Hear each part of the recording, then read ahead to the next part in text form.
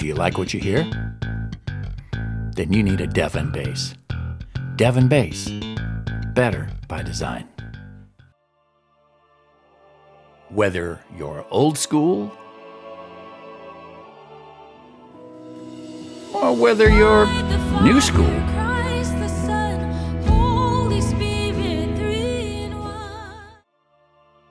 we discuss it all for the only one that matters.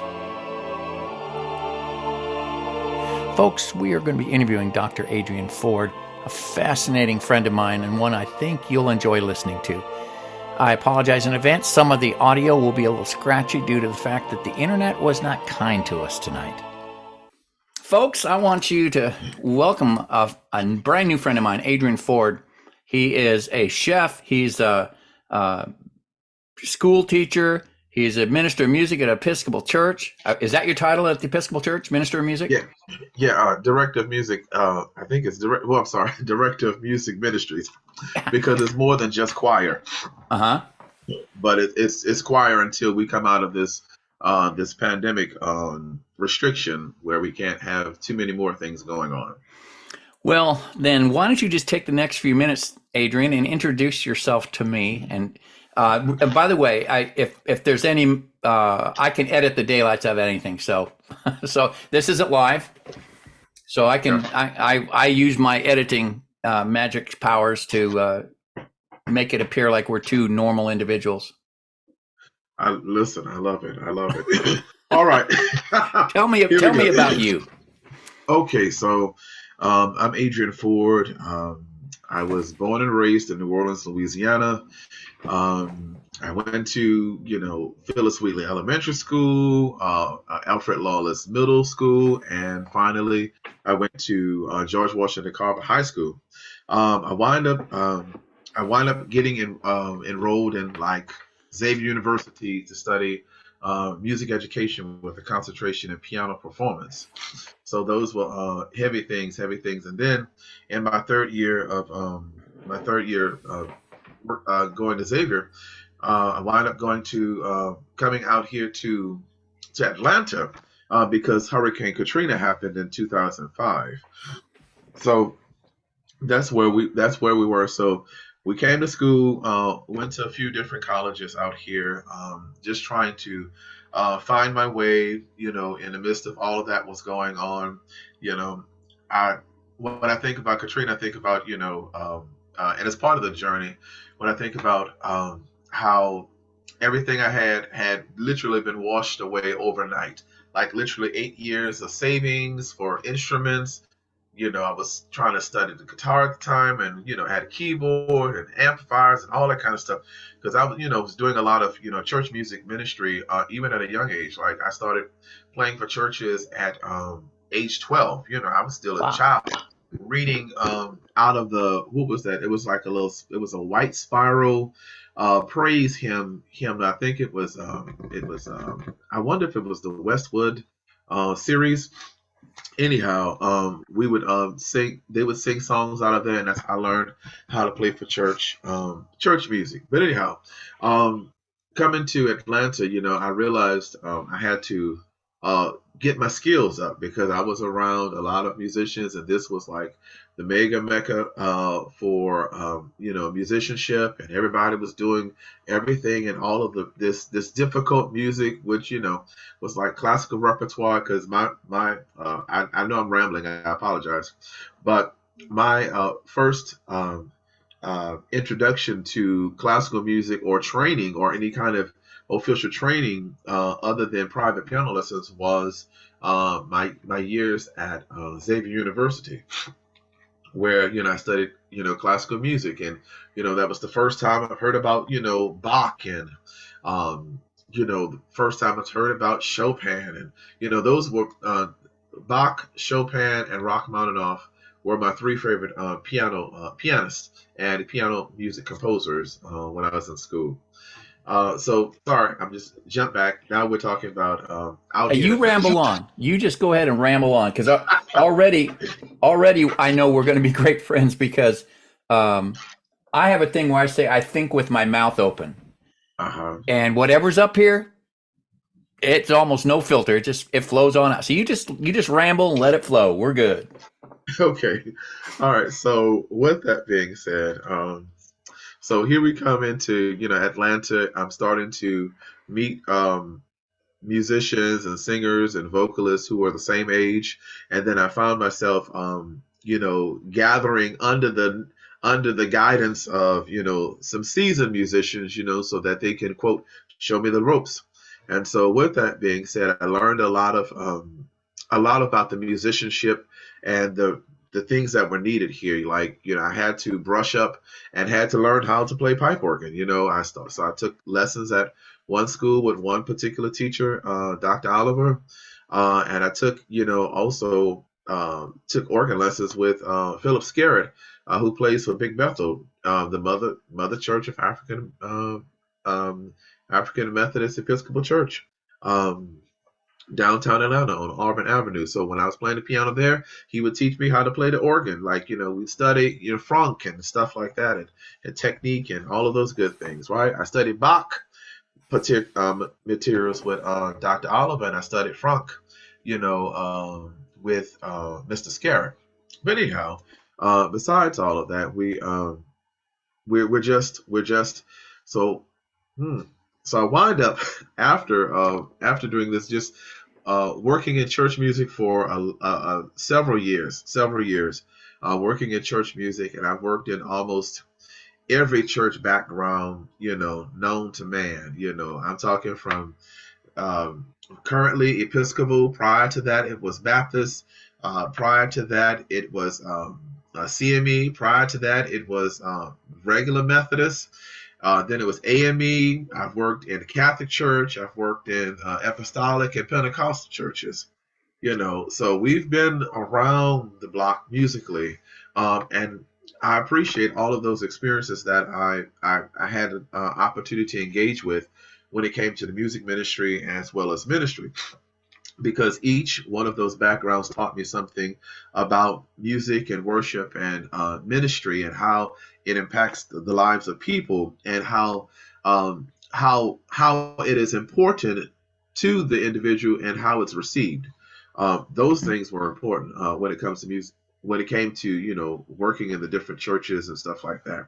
Um, and like I said, it brings to my mind that it made me the musician I am today, because I can go into various worship settings, and I can appreciate all of the worship styles, all of the liturgy. I can appreciate all of the um, formulas and formations for worship, and all of its makeup, right? Yeah. All of that is important because it speaks to the human spirit. How do I feel when I go to a Catholic mass? How do I go to a praise and prayer Pentecostal service? What am I looking for there? If I wanted to do a Baptist church, go to Seven Last Words, during Good Friday night, and we stay there all night just singing and praying and talking about he on the cross. What do these things, I get a lot out of all of those different experiences, and it makes so much sense to me, because it all feels like all the pieces of puzzles. As a musician, I'm eclectic. I like a little bit of this, a lot like that. I like jazz. I like smooth R&B. I like gospel. I like choral music. I like anthems. It's like spirituals. I like old school, the 70s. I like the 60s. I like the 20s and 30s. Give me Big Mama Thornton. With a Oh guitar. man, Give me yes. somebody. Give me somebody who gonna sing to me and sing something to me that's gonna touch me. All of those pieces. Coming Yes. together to make a whole musician. That's I believe in eclectic worship. I want to be a part of a worship setting that has a little bit of everything in it, and because it means something. And I'm gonna say this, and I'm gonna get off this soapbox, because one day, even Oh though I no, work just push something to the side, because there's got to be room in that soapbox for the two of us. Because I'm right, with you. I'm with you yeah. 100%. So this was probably one of the best compliments that I've received as a musician. one Sunday after church, we were all going to, the fellowship hall because they had like coffee and donuts and stuff like that. So we were all going over, and I was on my way over to the fellowship hall, and one of the gentlemen in my actual church, he had stopped me. He said, Dr. Ford, I just got to tell you, I truly appreciate, the different music styles and genres that you're bringing, to St. Paul's. I'm gonna tell you why. Because you're doing music that I can relate to. You're doing music with the youth that my son can relate to, and you're doing, the traditional Episcopal liturgy and music and worship that my mother is accustomed to. So you're literally blending all of our likes and tastes and styles into one service, and we all can sit next to each other, enjoy the service because we get a little bit of all of it. And I just wanted to tell you, I appreciate that. I literally just stopped like, wow, wait, what? I was like, wait, what? Are you Yeah. serious? I was like, I was like, you know what? It's part of the ministry, and I'm glad that God talks to me in that way, how to Yeah. meet the needs of the people. But I'm a freeze here and pause because I know I've been talking and going, but Mr. Well, I've Harwood. got you brought up. I come from music. I think from a different direction. I've been an R&B, pop, rock, jazz player. I'm a bass player, professional bass player, and guitar player. And I'm semi-retired now because I got a heart condition a couple years ago, and the medicine they gave me, the heart's fine. They took care of it, but the medicine they give me affects my balance. So Ah, it may look like I'm dancing. I'm just trying to keep from falling over. gotcha, But gotcha. when I was when I was in boot camp, went to boot camp. I'm a graduate of the Armed Forces School of Music, and when I was going through boot camp, uh, I went to church there, and they would bring in a different church from the community Mhm. each Sunday, a different church. One Sunday was a Southern Baptist, another might be Episcopal, but all these Protestant and different things. And this one Sunday, now I grew up in a small fishing village in Southeast Alaska. All right, and this one Sunday, they brought in this black choir from a downtown church in San Diego, and I only saw one black person my entire life when I was growing up in Sitka, Alaska. And Uh-huh. here's a whole stage full of people, and they had the purple robes on. They were Shiloh two-stepping. They had the tambourines with the stuff hanging off it like that, and they had the Hammond B3 organ. Good Lord, I love myself some organ. And and it was is one of these preachers where the band and the preacher would do call and response, and the Lord said, and then the Hammond would go wah, and bass player thumping, drummers bringing it. Oh my gosh, I elbowed my way to the front like it was a mosh pit. I have never heard music so amazing in my life, and the song that they were singing Mhm. is the most insipid. So I don't like it to this day. It only takes a spark to get a fire going. Soon all those around will go up and it's glowing. It's how it is with God's love. Only, dude, they brought it like nothing I've ever heard. So I'm down in the front, and this music is washing over me. The harmonies. There is something about like a Brooklyn Tab type harmonies that just sends me. So anyway, I got my eyes closed, and all of a sudden I realized I'm crying, and I don't know why I'm crying, Hmm. but because I never felt so good in all my life. Then all of a sudden, it was like Jesus was standing right next to me. I mean, Hmm. I knew if I reached out my hand, I'd put it on his shoulder. And then the craziest thing happened. I was overwhelmed with terror, and I heard these words go through my head. Didn't know these were Bible words. Depart from me, ye wicked, to the fire prepared for the devil and his angels. Hmm. Oh, oh. And all of a sudden, and again, I didn't know that was a Bible verse, and I didn't know these next words were Bible verses, but I knew that I had been weighed in the scales and found wanting. And if the gates to hell had opened up behind me, I would have turned. I'm getting goosebumps thinking about this. Hmm. If the gates to hell had opened up behind me, I would have turned and walked through them with no argument because I had no defense. He was right. I was guilty. But then these words go through my head, but I've loved you with an everlasting love. And Yes. it was like a fever from the top of my head to the bottom of my feet. And now the faucets are wide open. I am just absolutely ugly crying. And I was gloriously saved at that moment. And now I went from there, and then I went to a Pentecostal church. I got married, and we spent our formative Christian years in Pentecostal churches. So I'm used to that kind of worship. And the Lord started moving me south. I was in the Navy. And the further south I got, the denomination I was part of started getting wonkier. I mean, just they're crazy. Mm-hmm. You know, every denomination has its nutballs, and Right. I seem to find all of them. So we ended up going to, for the next 15, 16 years, going to Reformed Presbyterian churches that didn't have any need of a worship leader, enthusiastic worship leader, which is what I was, guitar and everything. And God had given me a word before I left that Pentecostal church in the Northwest. He said, this lady would come up to me and she says, Paige, God says you're to be still and know that he's God. And she says, I think God wants you to step away from ministering, because I was doing music minister type stuff. And God put me in churches that had no use for me. But yet they were godly men and women in these churches. And so for the next 15, 16 years, all I could do was to be still and know that he is God. And I had to learn and sit. And I'm a guy that doesn't sit well. I believe a Christian should be doing. But God put me flat on my backside for the next 15 to 16 years. And I learned so much about what it means to be still and to know that he is God. Well, fast forward, I started working and God loosened me up a little bit, and I got to work in some worship bands. And it's like I was searching for ministry, and I didn't know what I was supposed to be doing. I was asking God about it, and I got fired from a job, a 6-figure salary job, and the only thing I could do was teach guitar at a local music store. So I started doing that, started building up my practice, and got to within 2 years, I'm finally making enough money to support my family. And I'm going through all this, and then all of a sudden, it's like it hit me like a ton of bricks. I've been asking God what my ministry was, and my primary spiritual gifts are teaching, administration, and prophecy.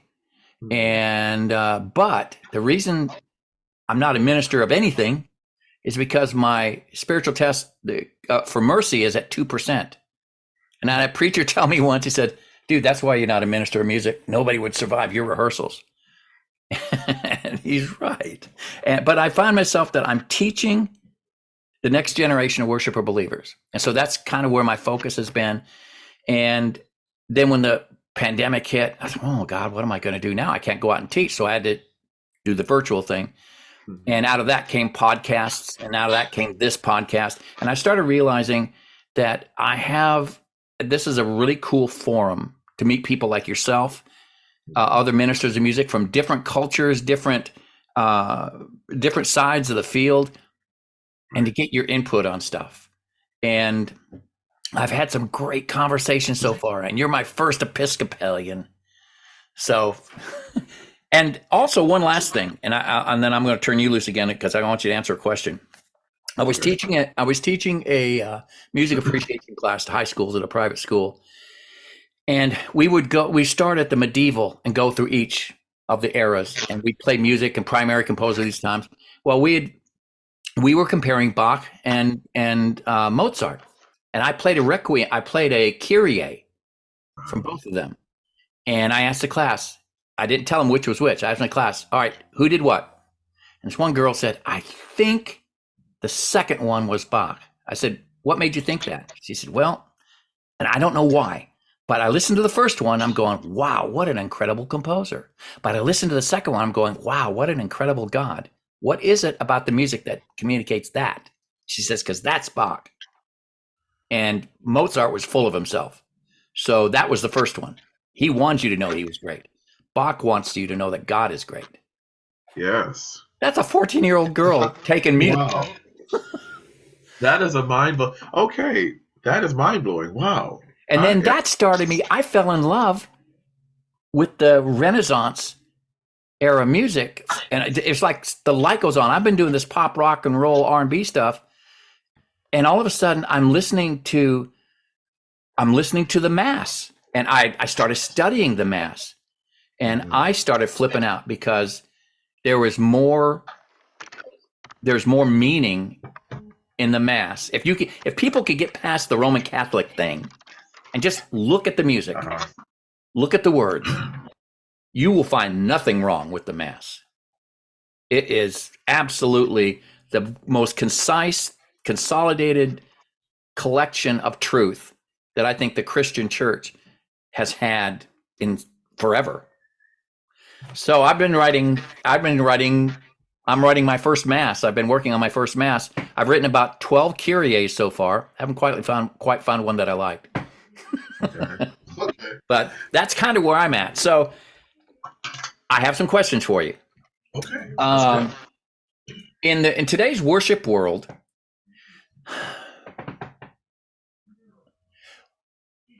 if you were to give a State of the Union address about Christian music today, what would you say?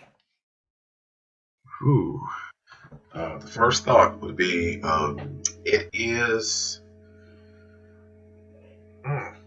I'm double-minded with this because I can go to either way.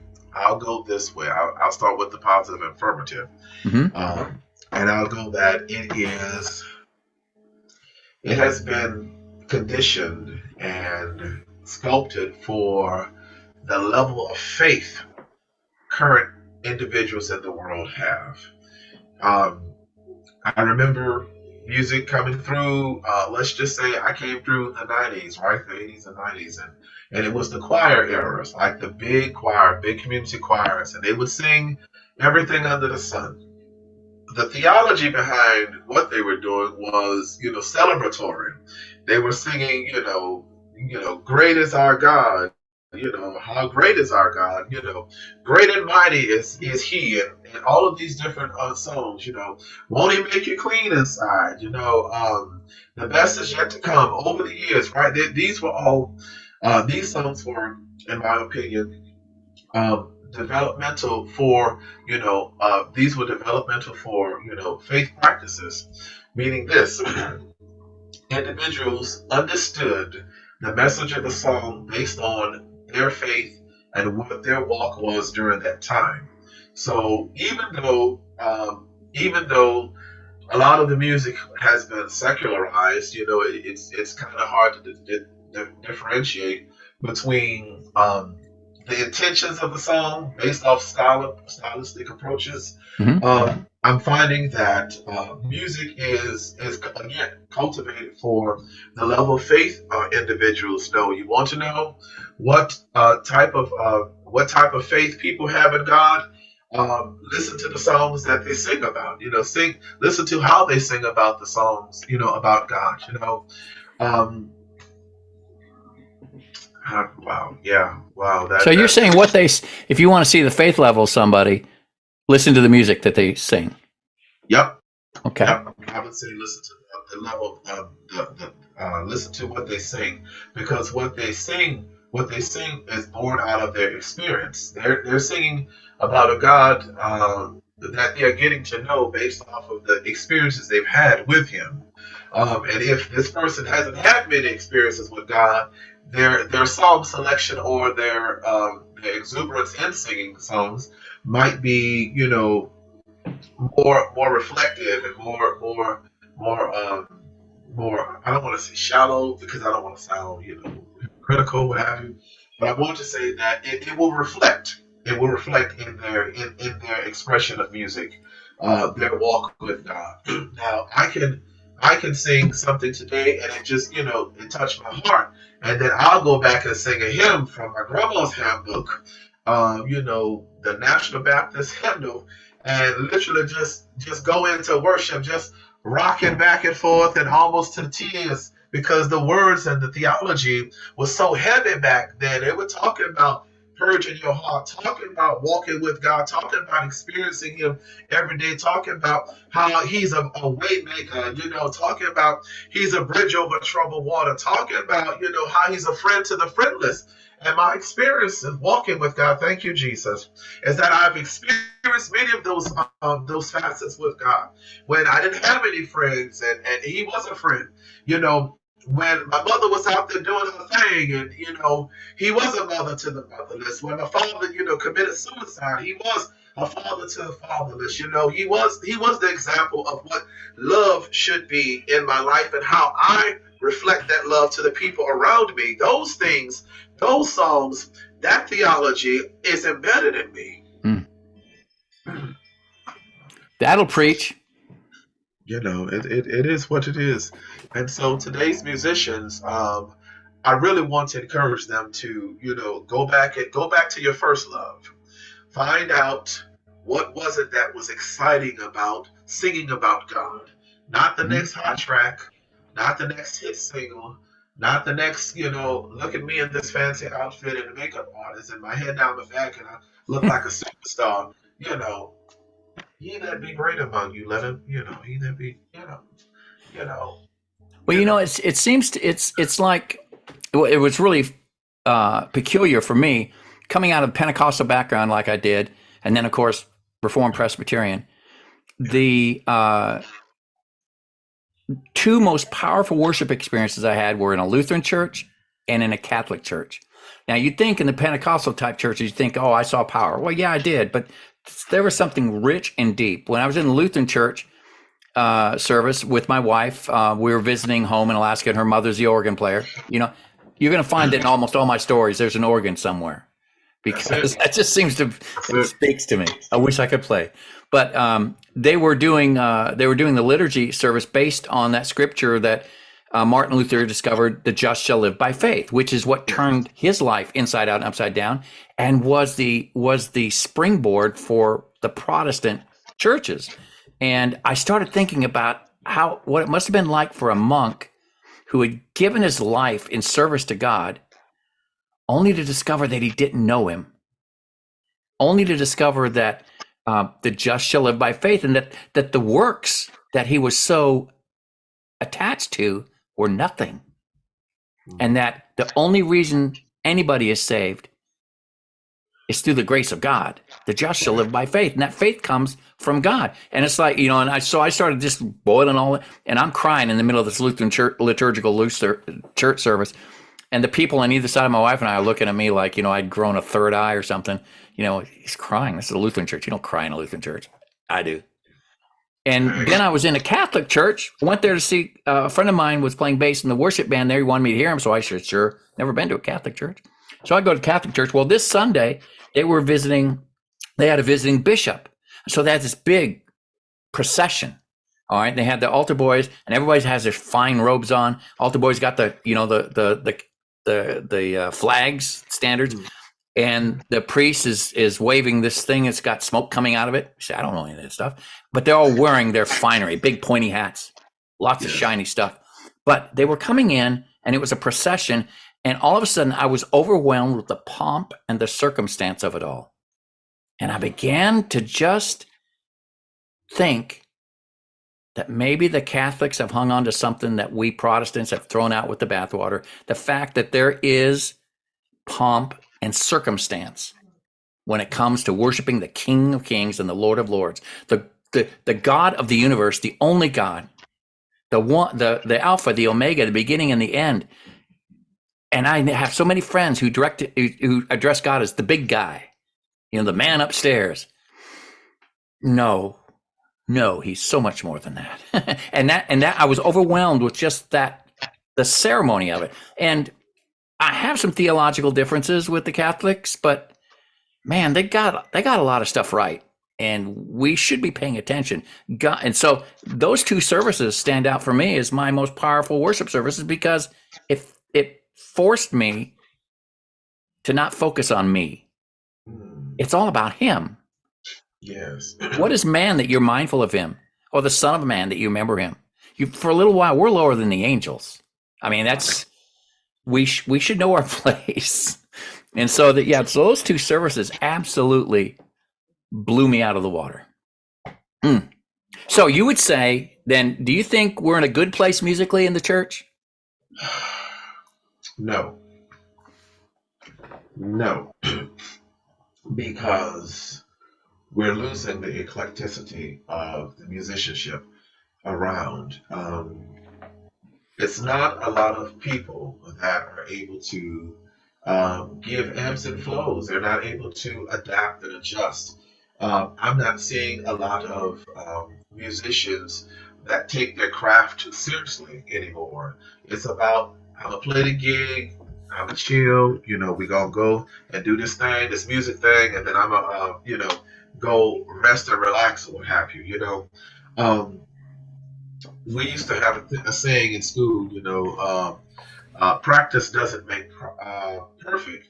Practice makes progress, and progression makes the better musician. And Yes. so, and so, when it comes to church music, example, I may know two other organists under the age of 40, who actually are trained and can play pipe organ literature. That is saying something, that I am at the door of 40 years old, and I am one of three male African Americans who play pipe organ. My teacher is 67 years old now. Our mentor, both his mentor and mine, she's almost 93 this year. She'll be 93 later this year. And she can still run rings around all of us Yeah. on that organ. Yeah. So what I'm saying is that my concern is that, the level of craft that it took to become a musician in the church or in the church setting, or had the skills and talents to, be able to meet the needs of the musical requirements in Hmm. any church, is becoming less and less. The easier it is to get into a music ministry or worship setting where the requirements are reduced, that's where everybody's going. They want to serve God the easy way. I get it. I don't want to sound crass. I'm just old school about it. It's funny. I was approached by a large church in the metro Atlanta area. And of course, I'm not going to name names because I know some of the people that go there and they're wonderful folks. Right. But I was approached by them about the possibility of coming playing bass for them because I've been playing bass for 50 years. I got some game. Right. And at the end of the interview, here's what I was told. We probably won't be calling you back. You don't fit the image that we're looking for. And I know what they were saying. I'm old and I'm fat. And my I can sight read like a monster. I mean, that's my superpower. I can play. I can drop into almost any music service of any kind, and I don't even have to see the music ahead of time. I can play, and so skill is not the issue here. The issue was I don't look good in skinny jeans and a faux haircut and a faux hawk haircut, and I get that. Putting me in skinny jeans is like 10 pounds of potatoes in a 5-pound sack. I get it.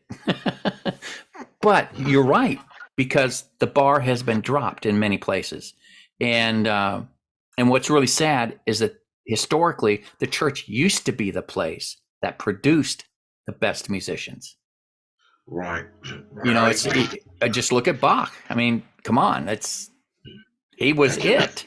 He was. And one of the things about Bach's music is that it is a sad shame that it took nearly 200 plus years for people to actually wake up to the genius of a J.S. Bach. They love Yes. his children. His children produce their own music. They, every now and then they'll say something about the dad, whatever, all 19 of them, or, Yeah. or the 12 that did live, what have you. But but he, and you know what? And that's probably why. And I'm not rambling, but I'm connected. It's gonna make sense. All right. So when I see the slogan for an audience of one, right? All right. When I see your slogan that says for an audience of one, um, I think about Bach. I think about how his interest was to create masterful music for the master. That Yes. was that was his ultimate goal. Of course, he was, um, working for the aristocrats and individuals and the church and all that good stuff, and wanted to produce music for for church, but it was all to the glory of God. When I think about that, his intended purpose was to be his best and to use his skills and abilities to glorify God at the highest level. And Yes. so when I think about today's musicians, I get concerned because I'm looking at your intent behind your musicality. What is your intent about giving this gift in church? What is your intent about making music in the community? How is it touching the people? Is it true and pure? Is it coming from a right place? Is it coming from the right place? You know, the Bible talks about how, man look on the outward appearance, just like you talked about the skinny jeans and the potato sack, but God look at the heart. I'm not the most skinny person. I'm not the best pianist. I'm not the best musician. I'm not the most anointed. But what I can say is what I do produce comes from a sincere place from my heart towards God. And people who are sensitive to that, and even people who are not as sensitive to that, have recognized that concept. And I encourage any musician, if you're going to play anything, let it be wholehearted, because you could turn on the radio, you could turn on YouTube, you can turn on, a podcast, you can turn on, your CD player, your tape player, you can turn on your iPods, whatever, and you can hear music, and it could just be wonderful. But if somebody's going to play music for you, or you're going to play music and it's supposed to reach somebody, they better be able to feel it. Otherwise, you've wasted your time. Yep.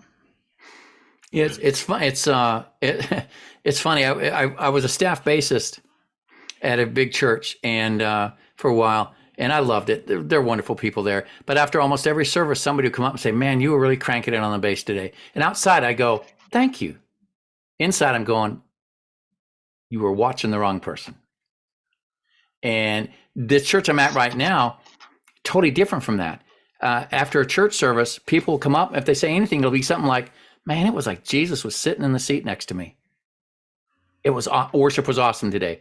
And that makes my heart sing, because that's somebody who's there for the right reason. And we have production, we have lights, and we have all that kind of stuff. All the, but at the end of the day, and they look at the worship service as the whole service. All right, it's not just the music. The Right. preaching is a huge part of it. That's Right. worship too. Everything, giving your offering. Right. Bible calls that worship. So we're just we're part of the puzzle. And us musicians, we're called to play skillfully. Yep. And to me, I keep thinking of those words you just said a second ago, is what you said a few seconds ago about they just come in, do the gig, go home and relax.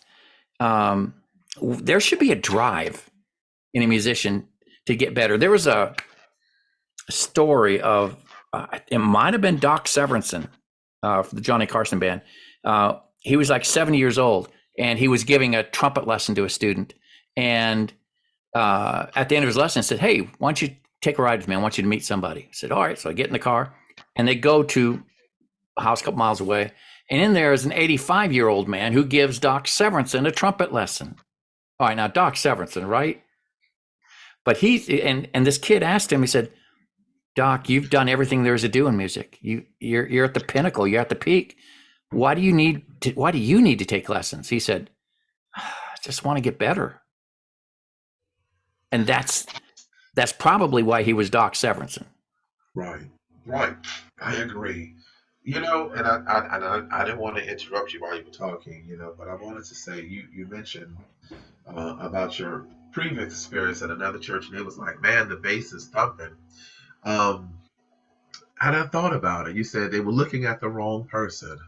But what if at that point of contact, that person locked in on your musicality and musicianship, that you were reaching them spiritually, that they weren't able to lock in and connect with somebody else or during that season. Now, mind you, I'm not saying that, anyone was greater than the other and somebody Right. was, whatever. I'm saying that you might have been that connection that person needed. That music might have touched them in a place that other things didn't. Now, as you transcend on, it comes from a different place. And I found that to be true. And when you said that, I said, well, I don't want you to cut it off just so soon, because you might have been the reason that person was able to get the vibe of worship, or the celebratory, energy Yeah. that he might have needed to connect him to the service. So you thumping on the bass might have been him hearing, the march of the angels, and as they march forward to give God glory, something might have connected you to him. Now, if he was just like, man, I love your fingering, if it was specific, whatever, Yeah. then it's a different kind of. But I just thought about it. I was like, maybe I'll he take that. was. I'll take that. I'll accept that. It's I think I'm like everybody else. I can be a little snobby sometimes, but so I'll take that under advisement. That's a good thought. Now I will say I didn't snap back at them Gotcha. because they were very sincere, and I never looked at it from that angle before. But that's okay. I'll take that. I'll live with that. All right, now what is there worship music today that you, and you don't have to mention names or specific songs or whatever, but what is your criteria for worship music in your church? What do you deem good? Okay, so, goodness. I'm gonna go backwards. I pick the music based off of the conversations I have with people.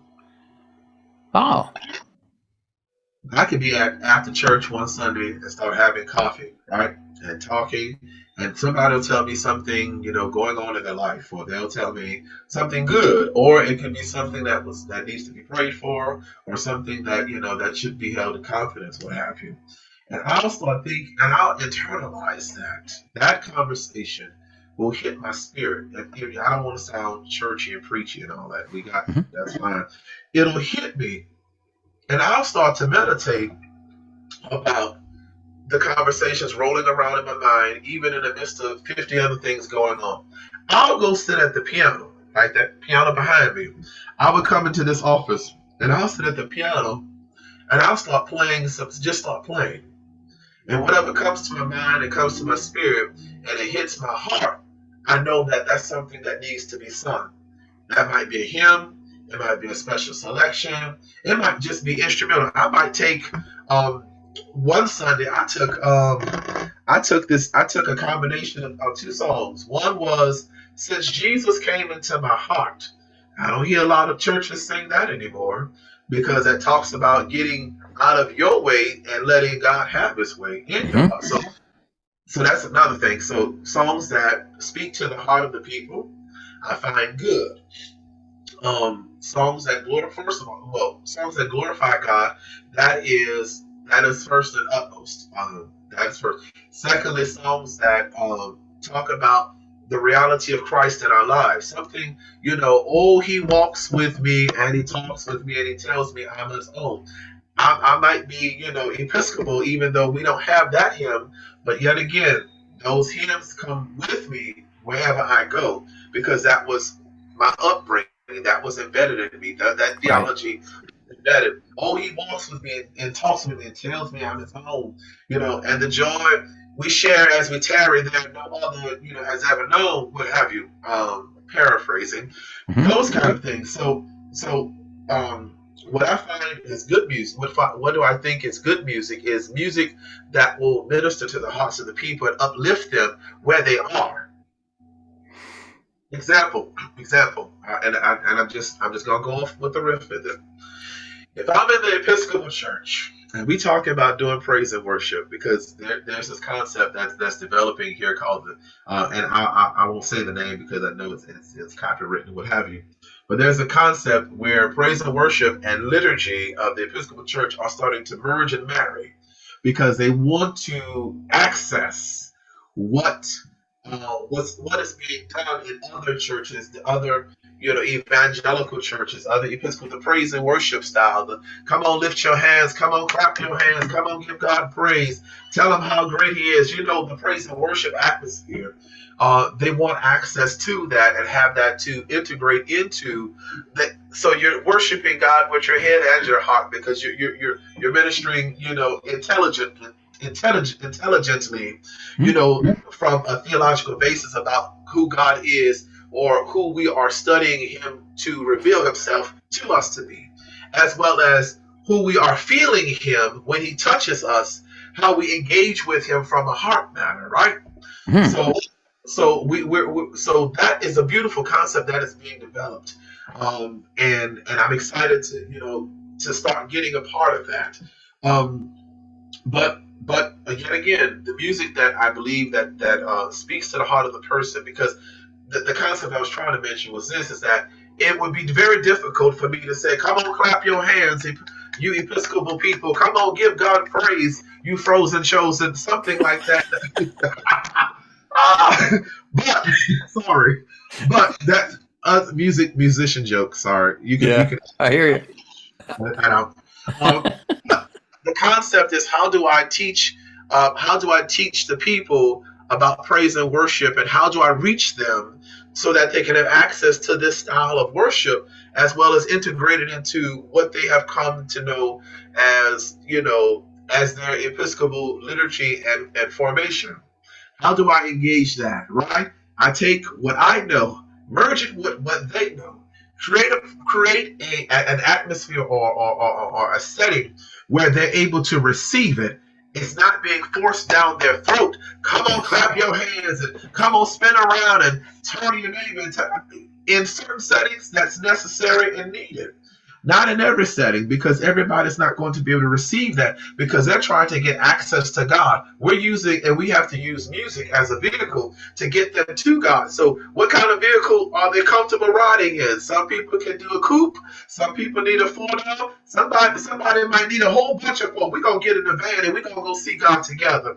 And somebody might roll solo. Let me get in this convertible and I'm about to roll up to God right where I am. And those kind of things. So we use music as the type of vehicle to reach the people, and how they're able to be reached based off of something they know and something they're willing to know. Hmm. So, what is good music? Music ministers to the heart of the people where they are, and to reach them where they are, so that you can draw them with love closer to God, some kind Yes. of way. Well, it's my son is he's funny. He's an elementary school music teacher, and he's a minister of music.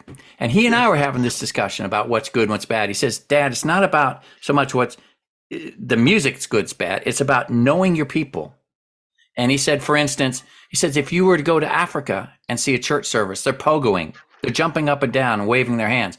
He said, now, if I were to try to bring that to my Presbyterian church, they'd run me out in a rail.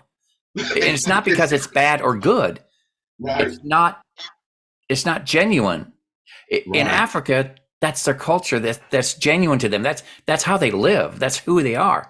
He says now in the press, we can still capture some of the joy that they're expressing, but yeah, we're going to do it different in a Presbyterian context. But he said that it's we have to be respectful of the culture of our church, our people, our community. Um, for me being an R&B type guy, it would be out of order for me to bring that vibe to a liturgical church. right, And not right, because it's bad. There's nothing bad. Notes are notes. They're amoral. right, But you have to think about the people that you wanting to bring to the feet of God, to the foot of the cross. And he says, right, and my son just basically said that it comes down to knowing your people and respecting the culture that you're part of. And he said, respecting other cultures too. He says, he saw a church service in Africa where they're doing that, where they're pogoing up and down. And he says, Dad, I got goosebumps. That was to see people dance with such abandon and with they weren't holding anything back. mm, And he said, I can appreciate, and I was drawn into worship through that, because it was a presentation of authentic worship. yep, And so in your church, that's going to mean something different, and we have to have grace amongst ourselves, right, right, because like I said, I looked down at Catholics for a lot of years. That was a pig-headed bias that I had. And it wasn't until I started being introduced to the Catholic Mass and I started seeing the truth and the power in those words. And Kyrie, it's the penitent's prayer. It has 2 sentences: Lord have mercy, Christ have mercy, Christe eleison. That's it. And then it goes to the Gloria.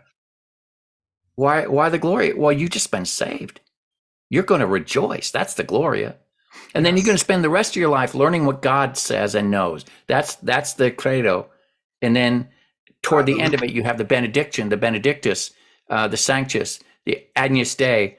I did pronounce that right? Agnus Dei. Yes. See, Protestant, I actually made the mistake of telling a Catholic I really like that Agnus Dei in that song.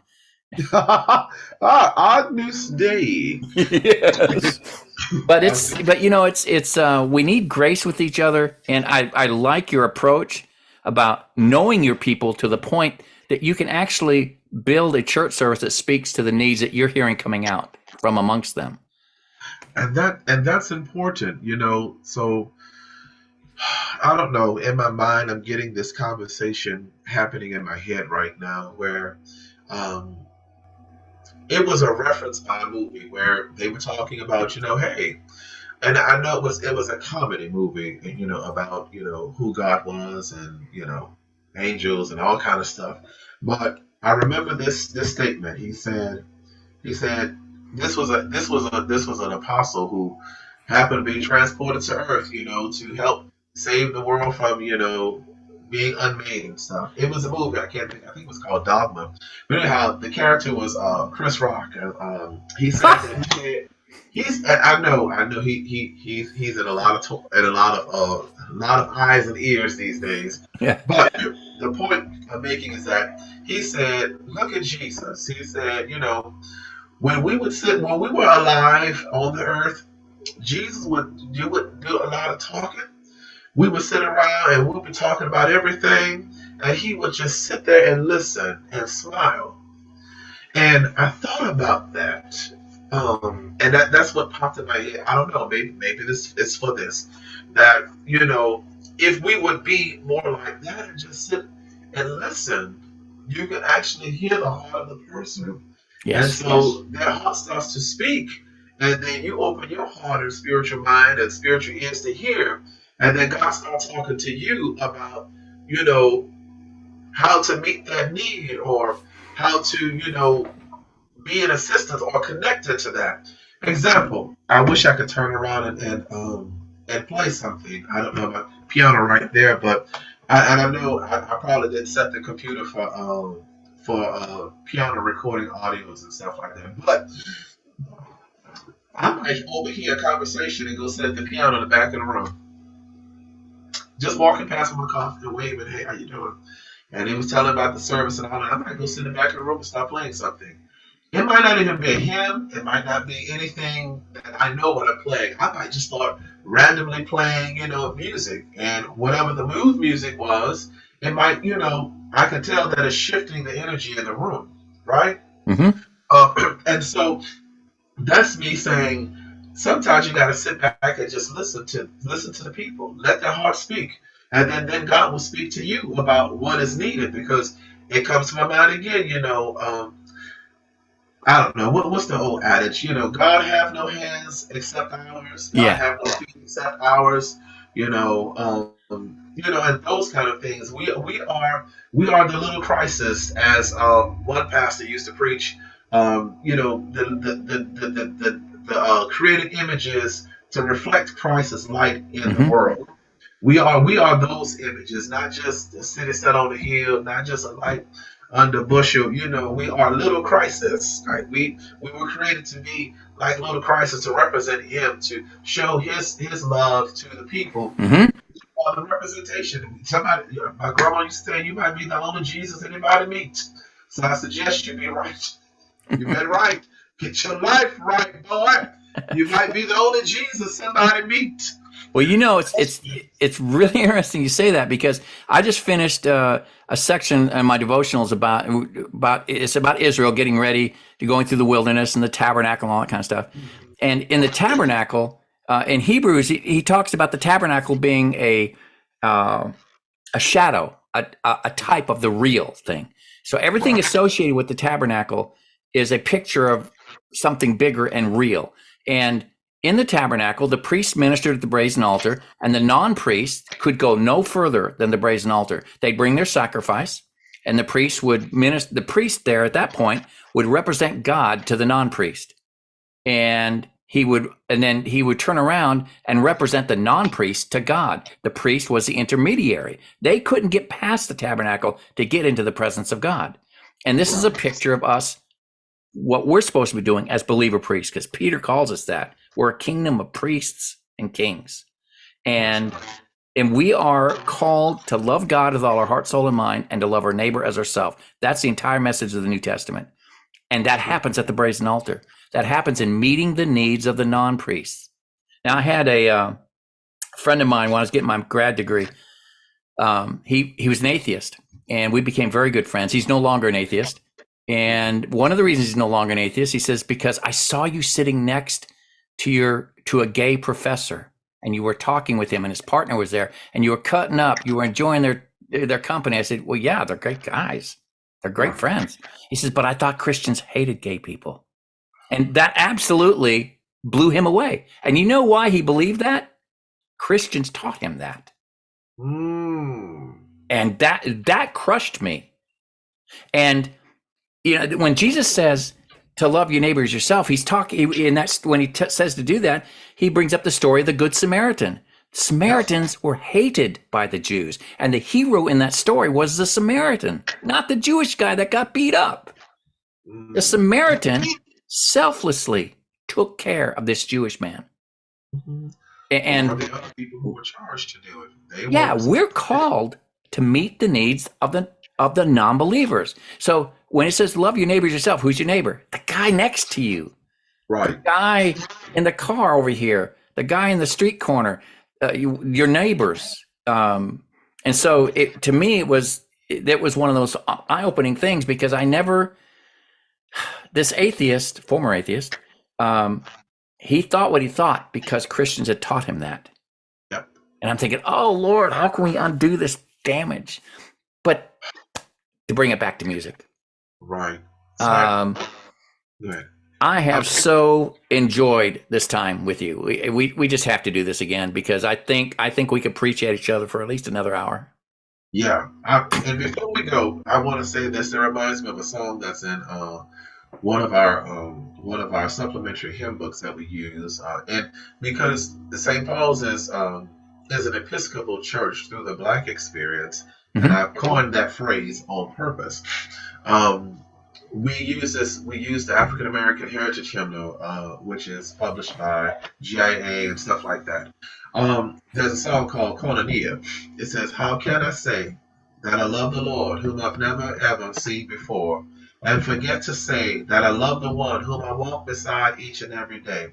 How can I look upon your face and ignore God's love? You I must embrace. You're my brother, you're my sister, and I love you in the love of the Lord. Well, I love you with the love of the Lord. That just came to my mind when I heard you tell that story. And I was like, who's my brother? You're my brother. You're my sister. And I love you with the love of the Lord. Everything you just said was embodied in that one hymn. And that's what I'm talking about. We sing that every Sunday now. Now that I've actually been able to introduce it and convince my pastor and rector to, like, hey, can we do this song? She was like, let me hear it. I sent it to her. She's like, I love it. Let's do it. Great. That's going to be our song for the passing of the peace, because we're going to pass the peace, do the elbow, shoulder, fist bump, whatever we need to do to remain safe during this COVID time, while singing, how can I say that I love the Lord whom I've never ever seen before, and forget to say that I love the one whom I walk beside each and every day? How can I look upon your face and ignore God's love? You I must embrace, because you're my brother and you're my sister, and I love you with the love of the Lord. Yes. So there's some sobering words in Matthew's gospel, where there's, on the day of judgment, there's two groups of people standing in front of the Lord. Oh yeah. And this one group says, Lord, we prophesied in your name. We healed in your name. They talk about all these churchy things that they did. And he says, but I never knew you. I never knew you. Then he turns to the other group. He says, enter now in the joy of the Lord. And they said, but Lord, he said, when I was hungry, you fed me. I was naked, you clothed me. I was thirsty, you gave me water. They said, but Lord, when did we ever do that to you? He said, when you did it to the least of these. You did it unto me. See, that's your song. And I think we're going to be surprised someday when we get to heaven at who's there and who's not there. Because we only have the ability to look on the outside. God looks at the heart. And I want to make it in. I want to make it in. I don't care what else happened. I want to make it in. Oh, you'll make it in, my friend. That's the one thing us Reformed Presbyterians got a handle on. Dude, you're saved through and forever. Now, see, I can't cut the food. This is gonna be on TV, so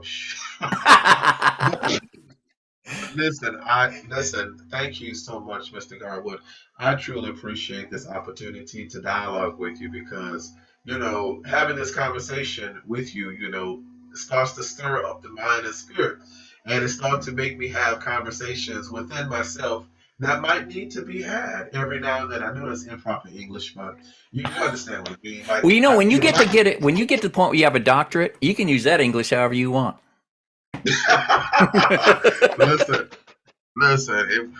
We thank God because it was only by God's grace and His unmerited favor that allowed me to get through my doctorate program, and I am thankful for it.